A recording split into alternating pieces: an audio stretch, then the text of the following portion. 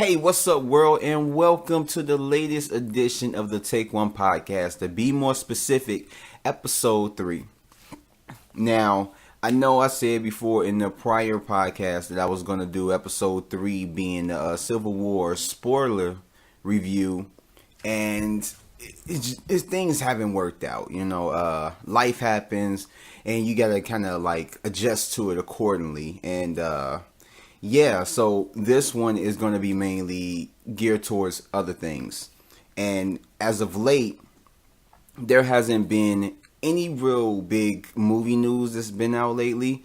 But there has been a slew of trailers coming out to movies. And I kind of want to touch on that and just give my thoughts on it. So mainly this podcast is going to be revolving around these trailer reviews, being more specifically Beauty and the Beast, Star Trek, Ghostbusters, and Finding Dory. And I also wanted to touch on this Joss Whedon's new project that he's working on. He hasn't given too many details to it, but I wanted to give my thoughts on it. And if I haven't any more time, because I'm not trying to go too long on this podcast, I was going to get into wrestling, but if I don't, then I'll touch on it another time. But first off, let's get started with the reviews of the newest trailers that's been dropped. First, I wanted to start off with the teaser trailer to Beauty and the Beast. Now, a lot of people probably don't know, if you're not in up to date on like movie news, or if you don't really like read up on like new movies that are coming out, and it hasn't really been too much talk on a Beauty and the Beast movie.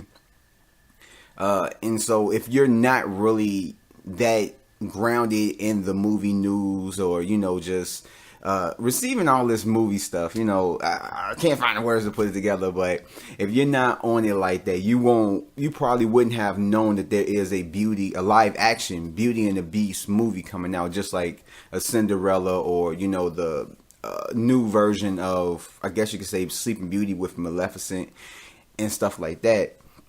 And so it was announced, I believe it was last year, that it was a whole star-studded cast for the new Beauty and the Beast live-action film. And from what I've heard, it's a pretty good cast. But as of right now, I'm getting on the teaser trailer that dropped, I believe, yesterday or the day before.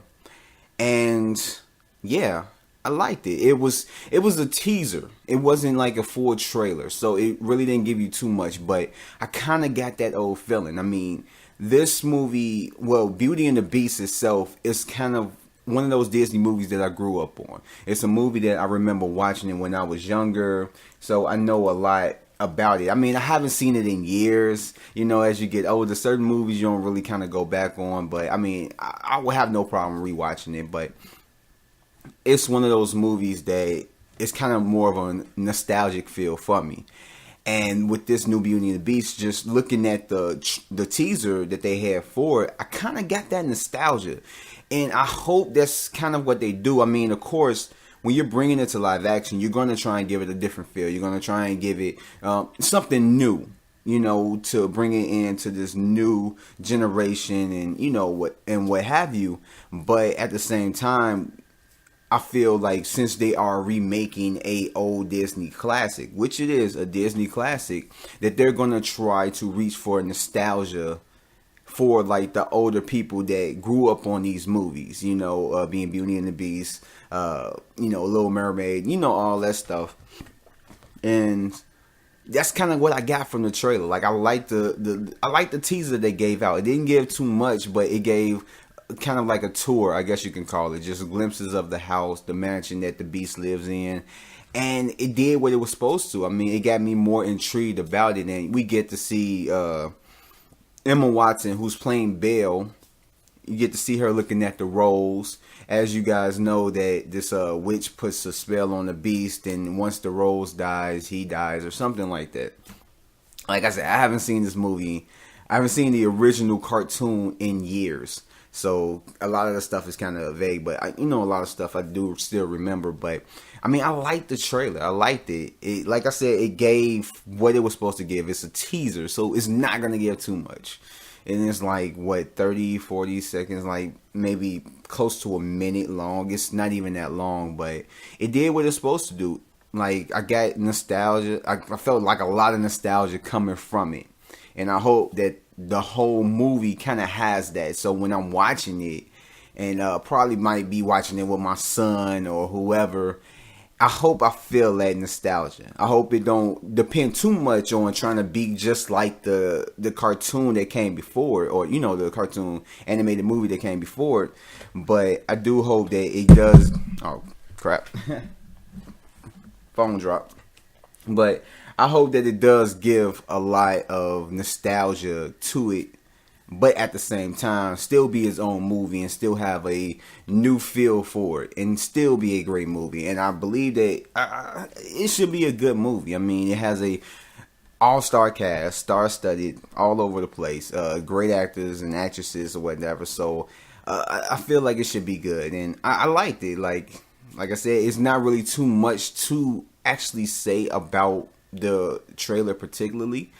But I mean, it did what it's supposed to do. It's a teaser, so it's just teases. So I liked it. And so moving on to the next trailer is the Star Trek Beyond trailer 2. Now, I know it was a lot of, I guess you could say, controversy or just uproar with the first Star Trek trailer of Star Trek Beyond trailer 1. And it's always been like kind of like this thing. I'm not going to get too much into it because I have a lot to say about it. But I never grew up on Star Trek. I never grew up on it. But I know a lot of people that are, as you can call them, Trekkies or whatever. They don't really particularly like the newer version of Star Trek movies or whatever that's been brought out, because it's so vastly different from what they knew when they were younger, or, when the shows was out. And I get that. Whatever. And so myself, I enjoyed the first two movies. I enjoyed Star Trek, and then Star Trek Into Darkness or whatever. I enjoyed it. I enjoyed the second one even better than the first one. And yeah, I mean, I never grew up on Star Trek, so I can't compare it to like the old to the new and blah blah blah. But yeah, and so liking those films, I was very excited when I heard that they were doing this film and they're doing the third one, and I'm like, okay, I'm gonna go see it. I want to see it, and I was curious. I wanted to see what the trailer looked like, so just to get an idea of what to expect when I go see it. And the first trailer I liked. I didn't. I don't know. Like it didn't wow me, but I know a lot of people hated it. Mainly because of the Beastie Boys song that was playing throughout the whole trailer. And yeah, it was kind of out of place. So the marketing team, the people that put the trailer together for the first one, just messed it up, just whatever. And this trailer, I guess you can say it was kind of like a, just them seeing what they did wrong and kind of like capitalizing, or not even capitalizing, but fixing it with this second trailer, because just from the beginning all the way to the end, I like this trailer. I wasn't blown away, but it did enough to get me really wanting to see this movie. Now, I was going to see it regardless, because like I said, I enjoyed the first two Star Trek movies, and this one looks like it's going to be good. Even if I don't expect to be, going to the movies and expecting it to be like, sophisticated and, just deep movie.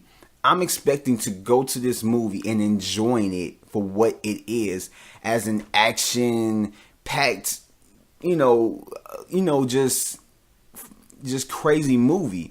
I'm expecting that. I'm expecting to have a good time, to be like a full thrill ride as I'm going to go see this. Now, will it have dramatic parts? From the trailer, we got it. You have like the destruction of the what is it called? I know people are going to hate me for this, but I'm not. Like I said, the Star Trek Enterprise. There we go. The Enterprise. And so you see the destruction of the Enterprise in there, so you know that it's going to have some dark moments. Even though the trailer had a lot of light moments and jokes here and there, but at the same time, it's going to be dark. It's going to be it's going to have its dramatic parts, but it's also going to have its light parts. And I'm just expecting that. I'm not, like I said, I'm not expecting it to be no Dark Knight, to be no philosophical thing that had you thinking like, now what if this happened? It's just go in with popcorn, enjoy yourself, because I feel like it's going to be like a Furious 7 type movie. It may have a little bit more substance than that movie, but I feel like just like Furious 7, it's going to be a good movie. Hopefully it's going to be a good movie. I'm going to walk out the theater and highly enjoy it, and probably, hopefully, be able to recommend it to other people that they will enjoy it. And hopefully it will be another movie after that. But just to get back to the trailer itself, I like the trailer. It was a step up from the last trailer, and it fit. Like the music that they had to it, it fit. Like just everything that was happening there. Now there was certain things, I guess you could say, editing up in the trailer. Like I don't, this is more of a nitpick, but it was just certain parts. Like I can't really like come close to mine, but it was certain things that happened in the trailer that to me didn't fit.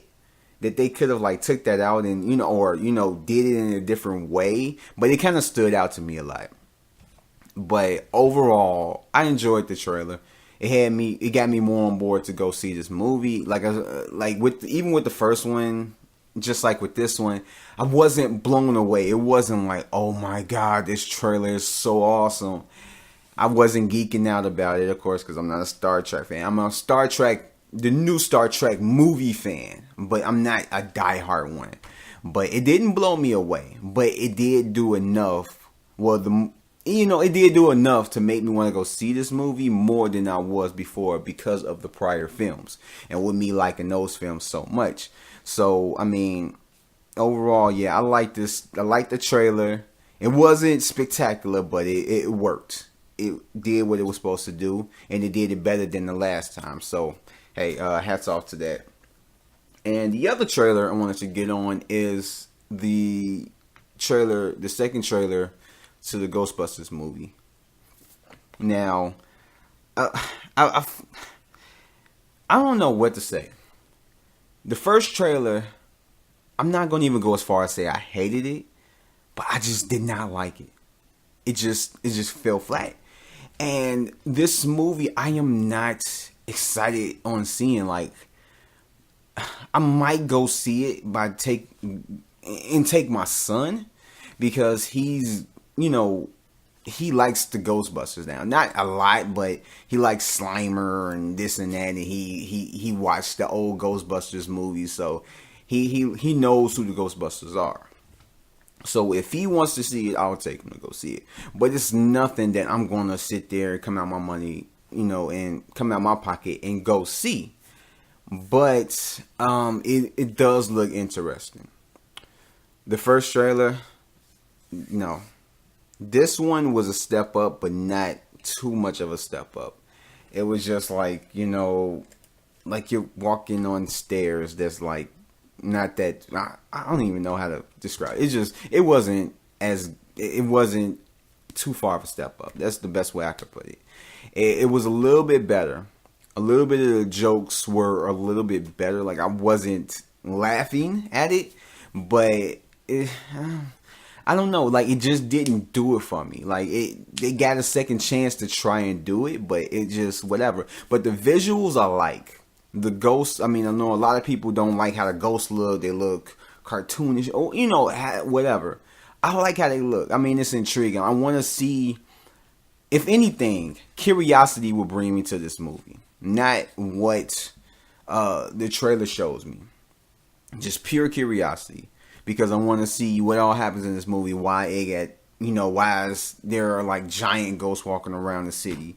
Why this is happening. And then the ghosts that look like the ghost symbol on like the Ghostbusters or whatever, walking around the city and stuff like that. I want to see it. What is that? Like, is it supposed to be the Stay Puft Marshmallow Man, that was in the first Ghostbusters movie? or is it supposed to be something totally different? I don't know. And they just kind of like took elements from that, but just changed it. I don't know. Like, I'm curious to see it. It may be a good movie. It may be like awesome, but it's just the trailers are just garbage. And this movie might be like one of the funniest movies I will see this year, or one of the better action. Well, action. I guess you could say adventure type movies, supernatural, whatever genre you want to put it in.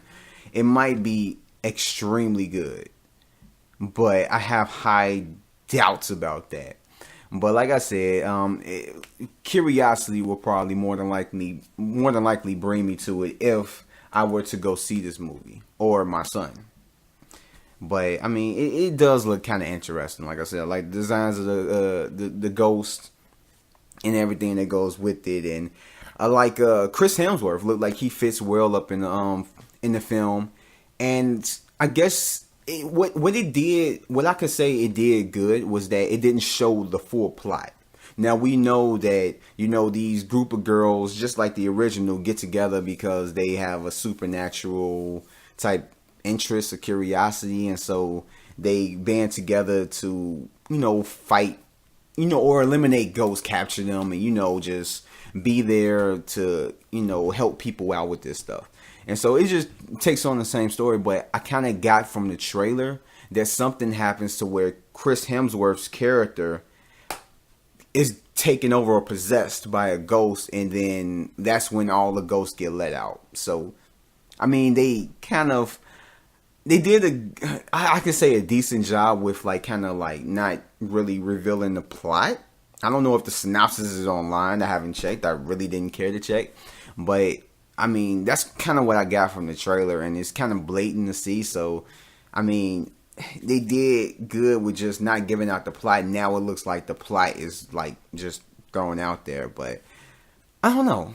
Maybe it's good. Maybe Chris Hemsworth is like the shining jewel out of this whole movie. Maybe it's just complete garbage. I don't know. We'll see when the movie comes out. Other than that, I'm just waiting on the third trailer. Hopefully the third trailer will get me on board to want to go see it. I don't know. But as of now, I'm really not interested. Little curious, but not that much curious to go rush out and see it the first weekend. Probably like the next weekend or something like that. But moving on to the trailer of Finding Dory. There's not too much to say on this one. I'm not too much of a fan on these animated Pixar movies. Some of them are cool. I enjoy Big Hero 6. What else? Of course, Toy Story and stuff like that. So, I mean, in The Incredibles. I enjoy The Incredibles.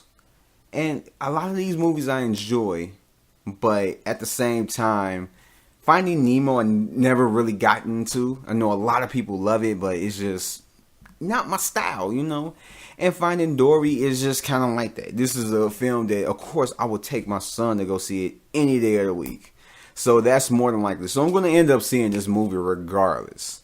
But the trailers seem interesting. The trailers seem good. I mean, I feel like when you're doing a movie that seems like it ends off on a, just a standalone note, that in order to have a sequel, you really need a good reason why this movie deserves a sequel. Why should we care enough to see a continuation of this story, or just this brand? Like, why do we care enough? And just to have it to where it's like Dory, this fish who forgets everything, who has the memory of, like, I guess you could say a goldfish. I don't know how true that is. But, just she forgets things. And then all of a sudden, now she's remembering stuff. And she's going to go find, her parents and stuff. And she gets lost because she can't remember it. And it's very interesting. So, I mean, I guess you could say this is kind of like a good reason. But, I mean, also, can you really...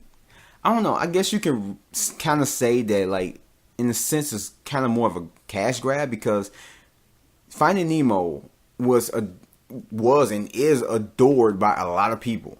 Like, I mean, I don't even know I would say it was on the top 10 people's favorite Pixar movies of all time, but it probably is on a lot of people's lists because it's just adored. So, of course, if a movie is do good financially, or if like people love it, they're going to make a sequel to capitalize on that. So, I wouldn't say if it's a cash grab, because Finding Nemo, when did that even come out? That came out a good minute ago. So, I mean, I could see if it was like 2 years later, then yeah, it's a cash grab, or a year later, cash grab. But, I mean, in a sense, I guess you could say it still is kind of a cash grab, because they're banking on people that love the first movie going to go see this movie. And just from the trailer, it seemed interesting. I mean, I'm not opposed to seeing it. Of course, I'm not going to go see it by myself. But, taking my son, like, I wouldn't have no problem watching it. It looked like it's gonna be lots of fun. It looks like if I don't enjoy it, my son's gonna enjoy it. So that makes the movie ticket well spent. Because if he enjoys it, hey, it's okay with me. And I don't really expect too much from it, because like I said, like, Finding Nemo wasn't my cup of tea, really. I mean, it was a good movie. It just, I could pass on it. This one is probably going to be the same. I'm hoping to actually be wrong and really, really enjoy it, but I'll see when it comes out. And so, moving on to not a trailer review, but recently, Joss Whedon, who has been kind of like in the dark, like after Age of Ultron, and how it was received by people and fans and stuff, and people not liking it, people I ain't gonna say bashing him, a lot of people just didn't like it, and a lot of people are mad at Joss Whedon because, like, oh, you directed it and you wrote this, and it's not like the first Avengers and blah blah blah and all this stuff, and people just don't know or just realize how much goes into making a good movie. And it's like when you have something like a cinematic universe and you're trying to keep, certain stuff in line, like Disney and Marvel have their own storyline of where they want this story to go, and he is coming in to try to do his own thing, be creative, but also work with what they're trying to do. So, throwing it in there, it's like, you gotta do this, you gotta do this, you gotta do that, on top of what you're trying to do. So you're trying to make everyone happy. Yourself, the fans, the fanboy and fangirls, and just the people that's paying your paycheck. The people that's signing your paycheck. You gotta make everyone happy. And a lot of that, it just doesn't happen. But in any case, after that, he's one of those people who's very critical of what he does, which that's basically a lot of artists. Like, I mean, the saying goes, you are your own biggest critic, and it rings true, and Joss Whedon is kind of like that. He is his own worst critic, and came out publicly and said that, that's how he feels. But you haven't really heard too much from Joss Whedon. After Avengers Age of Ultron, he was totally wiped out, hurting, just because of long schedules and, just all the stuff that came with it. So he left, and we haven't heard too much from him. He hasn't really done anything ever since Age of Ultron. So it's like, where did he go? Like, did he drop off the face of the map, blah, blah, and all this stuff? And so he came out recently, just basically giving a heads up of exactly what he's been doing, which is kind of working on a project, I guess you can say, a passion project of sorts, because he's working on it and it's like his own thing. So he came out and he gave an interview about it, and he hasn't gave a name, no synopsis, but he's still working on the script. So it's nothing like, oh, it's in development and you had actors and blah blah blah. He's still working on the script, and as he came out being like really vague about it. And so this is his quote, a direct quote from him. This is a story about a girl who goes through some unbelievable shit. It is an original screenplay that is very different from anything I've ever done, except it's exactly the same. So it's like he's being vague about it, and with Joss Whedon, with his track record of what he's done in the past, like I've enjoyed Buffy, not as much as a lot of other people, but yeah, and I enjoyed Buffy. I mean, not as much as other people, but I did enjoy it for a little while. I enjoyed Firefly, but it was, I say, years after, because around this time I didn't even know Firefly existed. You know, I saw the movie Serenity, and then after I saw that, that's when I kind of like heard about Firefly, that's kind of like derived from this show. And it's like I enjoy a lot of other things that he's done. I mean, not everything. I haven't seen Dollhouse or, you know, whatever. But, I mean, of course I enjoy the first Avengers movie. And I even enjoyed the second Avengers movie, Age of Ultron. As much as it has problems and this and that, and it's not as good as the first Avengers movie. Not close. But I really enjoyed it, nonetheless.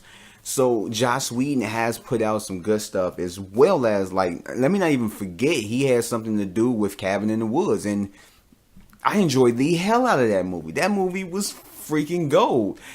And it's like he has a lot of creativity. Like, he's a good writer and good director, and I enjoyed a lot of his material, his projects, and all that stuff. And I'm just curious as to what he's working on now. Given, you know, it might not be good, but he's taking his time on it. I mean, he says that it's taking longer than what he thought, but he's working on it, though. He doesn't have the pressure of a studio behind him, like this and that. Like, come on, we need this at a certain time. He's actually taking his time with it, and he's doing what he needs to do in order to make whatever he's working on great. And that's all you can really ask of anybody that's doing anything as far as writing a movie, because a lot of times you get movies that's pushed out like that and just constantly just pushed out. And after a while, they start to get repetitive and start to feel the same. Either that or they just decrease. You know, the first one's good, the second one probably better or like a little bit worse, and then it just keeps going down from there. And so hopefully that the project that he's working on is good enough to where it can kind of like put him back up there, because Joss Whedon, he deserves to be up there. He doesn't deserve to be, you know, out on the sidelines looking at everyone's success. He deserves to be at a major spot where he's basically making good movies and they're being pushed, and, you know, people are going out to see it because he is one of these guys that makes good, you know, makes good movies. And it's just I can't wait to see what he has in store. And so I got a little bit more time. I'm gonna talk a little bit more. And one thing I wanted to talk about is, for those who don't like wrestling, y'all can tune out now. But I'm gonna talk a little bit about wrestling. One thing that's kind of like, it bugged me, and that being anyone who watches wrestling, anyone, WWE is the forefront. When you think of professional wrestling, you think of WWE, and it's like WWE has this thing where Vince McMahon, he likes. Everyone knows he has this thing about jacked up guys. If you have like the physique and all this stuff and you look good, you know, you look handsome and all this stuff, you're going to get pushed to the forefront. Not every single person gets that push, even if like you are jacked up and, you know, this and that. I mean, certain people work out, some don't. And it's people that's been pushed to the forefront that are like my size, like 160 something, and, you know, have muscle, but it's not like they're jacked, you know. And it's just, that's more of like that's more of like the crowd and how the fans perceive them and all that stuff. But in any case, lately John Cena has been the face of WWE for years. When you think of WWE, the name that comes to mind like in kind of like in a recent, decade or whatever. I mean, putting aside The Rock or Stone Cold or Hulk Hogan or whatever, it's like John Cena has been the face of WWE for years.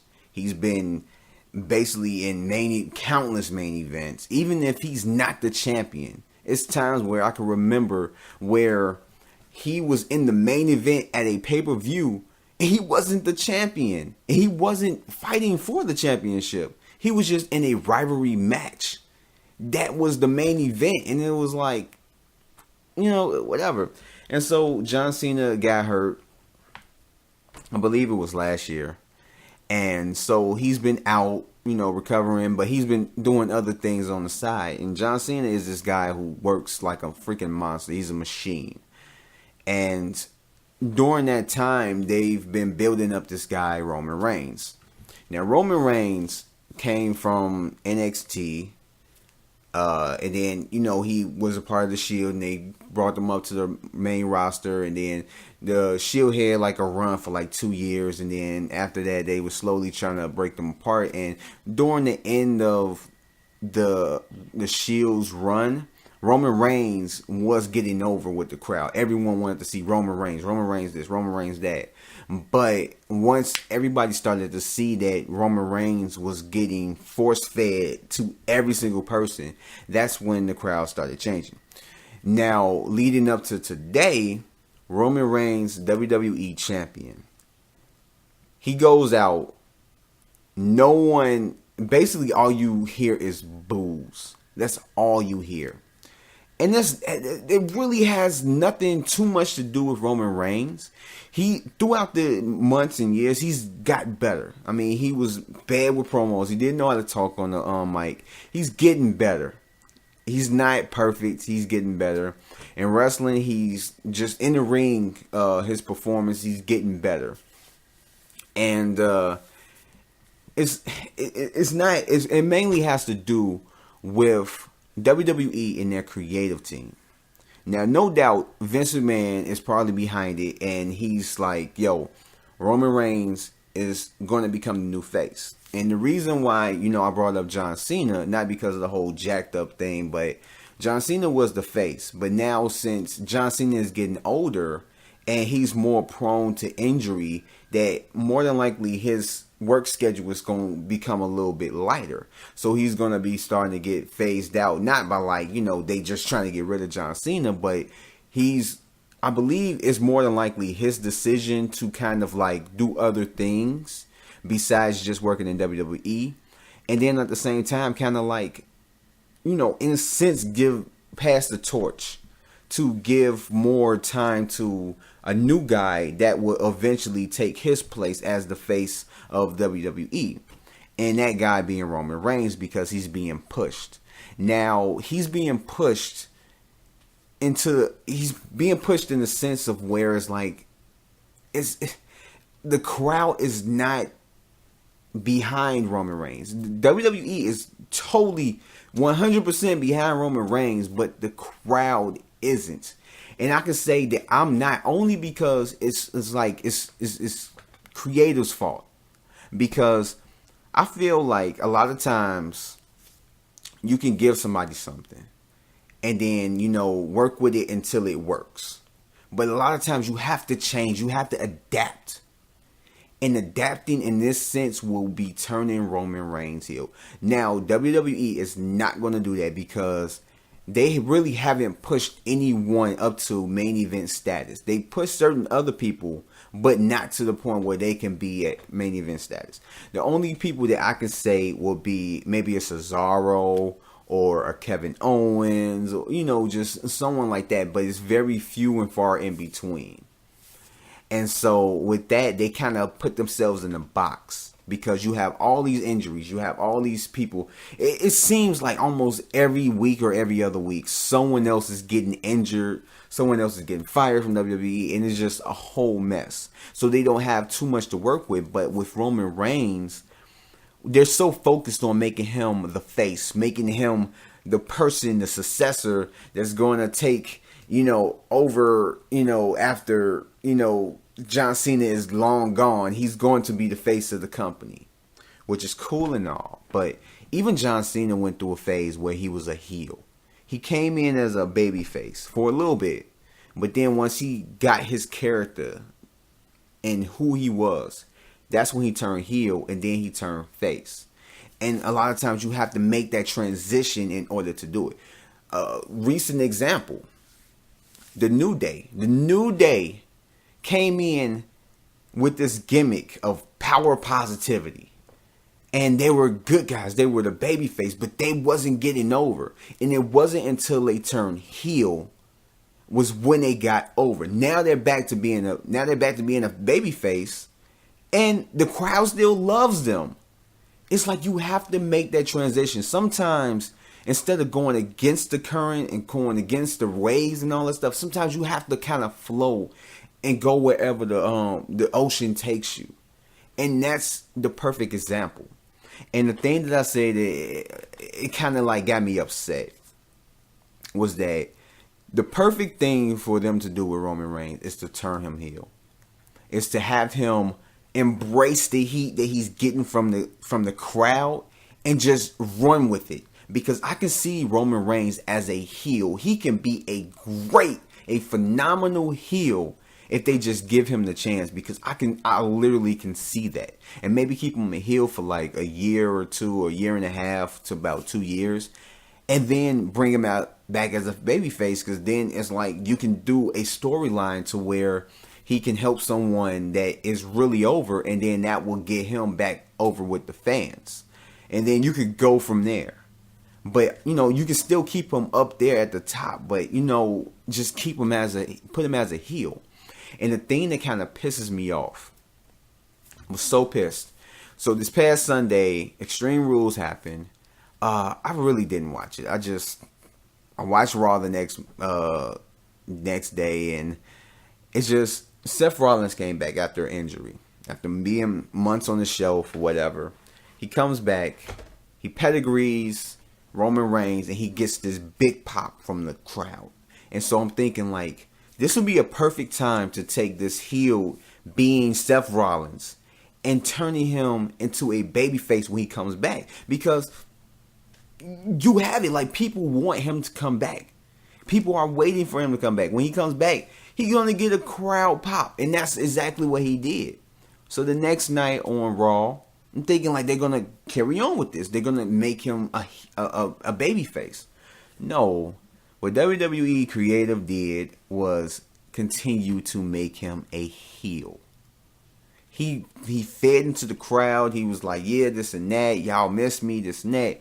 And then turned on the crowd.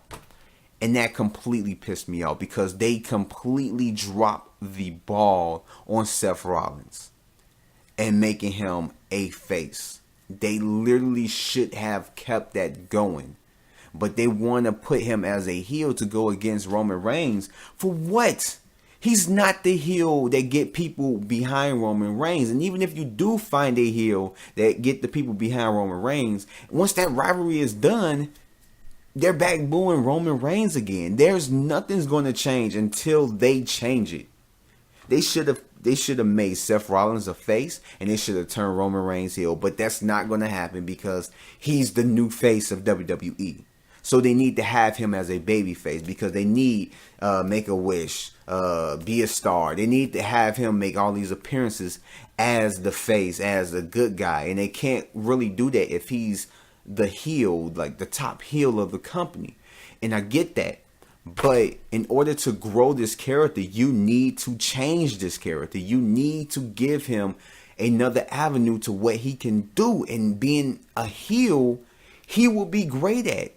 And they completely dropped the ball in trying to be focused on this one vision that's not working. It's not. And it just pisses me off, because that literally would have made it a whole lot better. To embrace the heat, embrace the hate that Roman Reigns is getting, and turn it into something positive, that the fans hate this guy and he is just going with it. Because he can go places with it. He can take that and just run with it. Slam dunk it every single time Raw comes on, every single week. being a heel, and then Seth Rollins. It would just been a double turn. It would been a great storyline to go after, but they don't want to do it. And it just completely sucks because it's basically bringing down the product. Not completely, because there's a lot of other problems that WWE is having right now besides Roman Reigns. But I feel like that was one thing that they should have done that they didn't. That they dropped the ball on both Seth Rollins and Roman Reigns and what they were doing. Now, given they might give in, and within the next months, we might see a heel turn of Roman Reigns, but I highly doubt it. I want it to happen. I want it to happen so bad, but I don't think it's going to happen. And I feel like WWE is going to continue to keep pushing out okay to not really good Raws if they don't change something. And that would have been a major change. Because right now, I don't see Roman Reigns as a babyface. I see him as a heel that doesn't want to be a heel. You know, I don't see it. And his matches aren't going to be exciting. His matches aren't going to be a 5-star unless, you know, he really gives it a 5-star performance. But I don't see people just jumping out of their seats, just going crazy over it unless he is a heel. Because that will be a great storyline to get behind. But, I mean, that's neither here or there. I just wanted to rant on that for a minute. I wanted to talk about it because it just pissed me off that they brought Seth Rollins back and he's right back at where he was. And he's the heel that runs away from every fight. And that's another thing that pissed me off. But that's another rant for another day. But, yeah, I just hate that. They dropped the ball majorly, and it's... yeah. But with that said, that concludes this third episode, this third installment of the Take One podcast. I'd like to thank you guys for sticking with me for this third one. It wasn't too much out. Had movie reviews to cover, and then Joss Whedon, and then this rant on wrestling and what's going on right now. I told you guys that it wasn't just going to be all strictly about movies. It was, or, you know, movie related stuff. I'm going to ease it into like different things. I might talk about TV shows and more about wrestling and stuff like that. But, you know, whatever comes to mind. And, yeah, I'd like to thank you guys for listening. Check out my other reviews that I have on my YouTube channel, Take One Entertainment Reviews. You can check me out on Facebook at facebook.com/takeonereviews. You can check me out on twitter.com/resultsi1, and that's 1 as the number 1. And twitter.com/take1_reviews. And check out my other ones. I mean, like I said, this is episode 3, so I have 2 other episodes prior to this one. And the link, actually, yeah, you can find this really exclusively right now on YouTube. So everything is in the description below that I just said, even stuff that I may have forgotten, whatever. But yeah, check out my other reviews, and there will be more to come, and I will probably try to put out another Take One podcast this week. So episode 4 might be this week. If not, it's going to be next week, and I'll probably have more stuff to talk about. Hopefully more stuff comes out. And yeah, man, I'll catch you guys later. Until next time, peace.